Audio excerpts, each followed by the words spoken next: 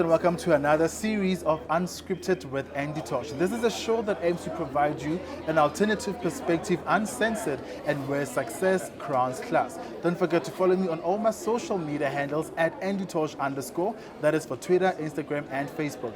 I'm not alone today. My guest, that is Dr. George C Fraser, who is currently the Chairman and CEO of FraserNet Inc.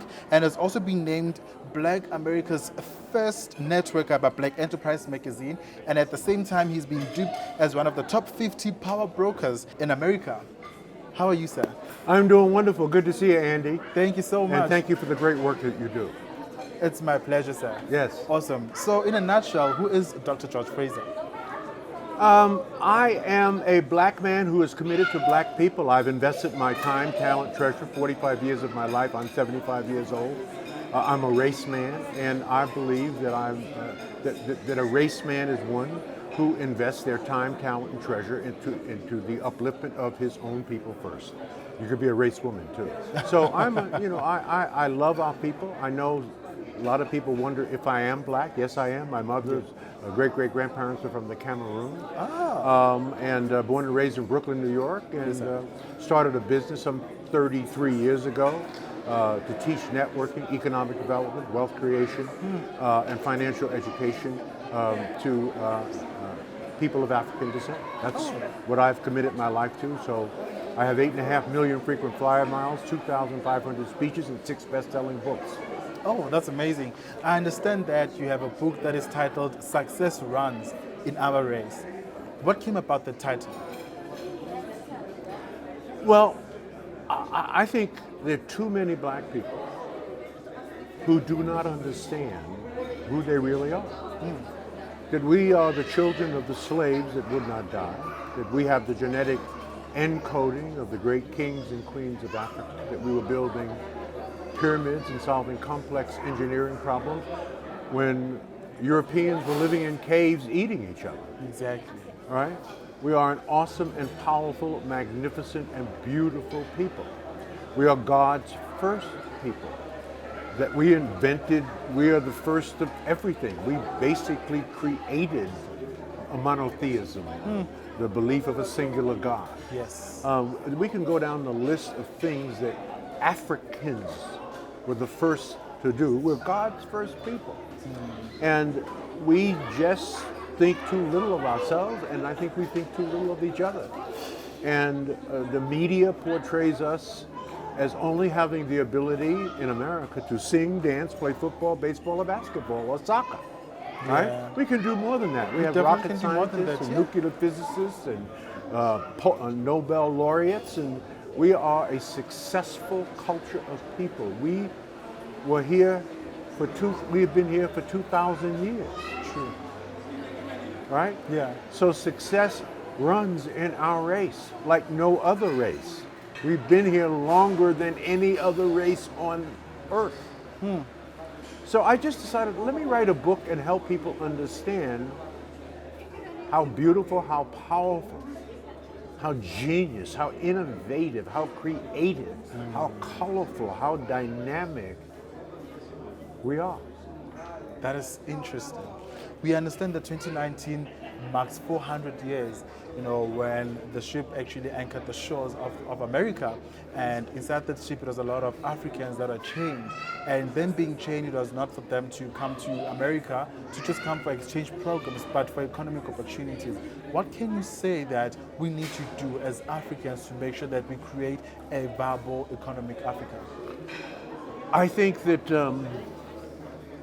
Africans in the diaspora need to connect the dots. We need to leverage more effectively our collective resources and intellectual capital. Black people have everything they need to succeed except each other. Jews have each other, East Indians have each other, Asians have each other, Arabs have each other. We don't have each other. Not only are we disconnected, we are dispersed, right? I live in America, you live here, we're all over the place.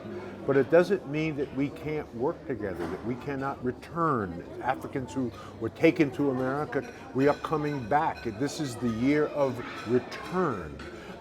We're not going to no longer have a door of no return. We're going to have doors of return. This is one of the reasons I'm here in South Africa yes. at this meeting, the door of no return. This is one of the reasons I'm here at the Pan-African Parliament, is to speak to what are the things that Africans and Africans in the diaspora can do together.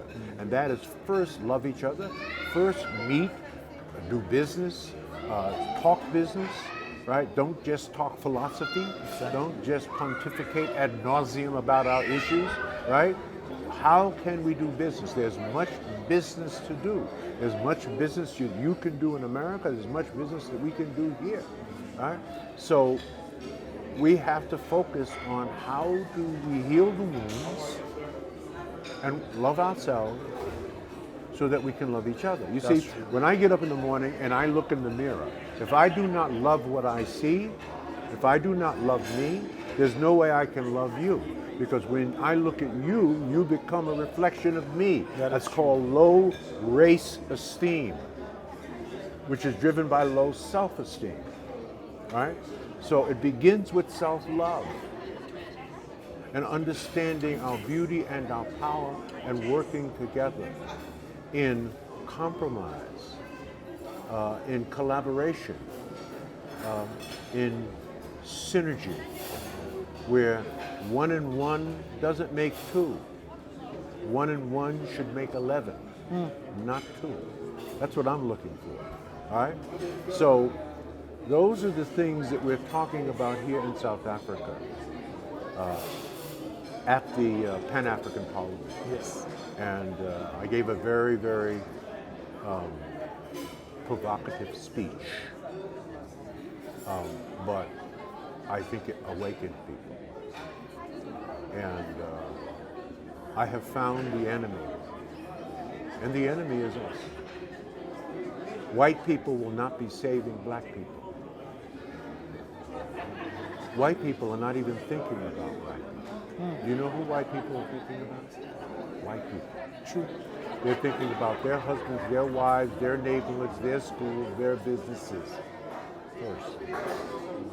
We should be thinking about our husbands, our wives, our children, our businesses, our neighborhoods, and our schools first.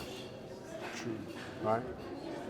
So life is an inside job. It begins and ends with you.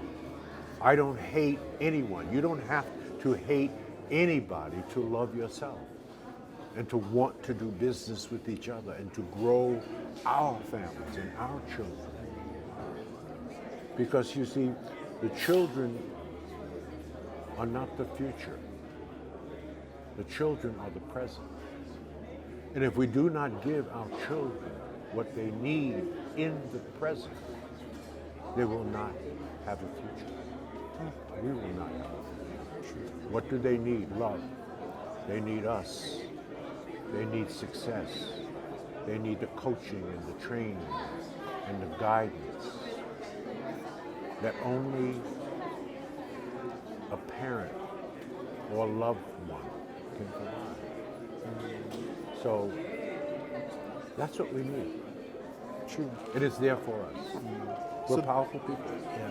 So this literally takes me back to the African Union 2063 agenda, which is titled The Africa That We Want. What is this Africa that we want, and how can we build the Africa that we want? The African that we were is easily identifiable in Egypt. And remember, Egypt is in Africa, it's not in the Middle East. And the people that built pyramids were Africans, and they were all shades of Africa. Yes. Your shade and my shade, Definitely. and everything in between.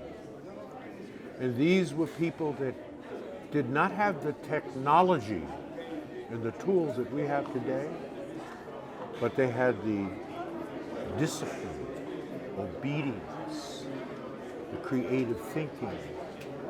They had a special mystical superpower, I believe. I mean, the pyramids are still standing today, 5,000 years later. There's no other structure that can say that. So we are a brilliant people, a resilient people.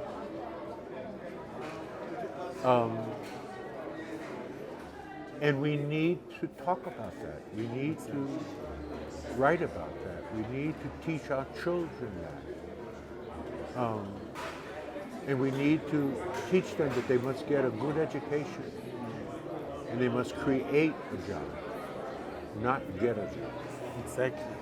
Create a job. Create a job for you. Create a job for your children. And if God gives you the power and the glory, create working jobs for our people. True that. So That's now, an inner spirit. yeah. But we have that. We have simply lost it. Colonialism and slavery has wrung that out of us. We must get that back. You must get that back. I fully agree. So my next question now, it comes to the competitive advantage that Africa has in comparison to all the other continents. According to you, what is that? Well, God has blessed the African continent with the greatest amount of natural resources in the entire world. True. Oil, gold, diamonds, copper, every mineral you could possibly. Everybody's coming here. China's coming here. Russia's coming here. We have the richest soil on the planet. Except we do not have the intellectual capital to exploit it. We have to bring in other countries to exploit it, to take it out of the ground, to refine it, to market it. We just sit on it. So we have to develop the intellectual and human capital to mine it, to process it, to market it. Others do that.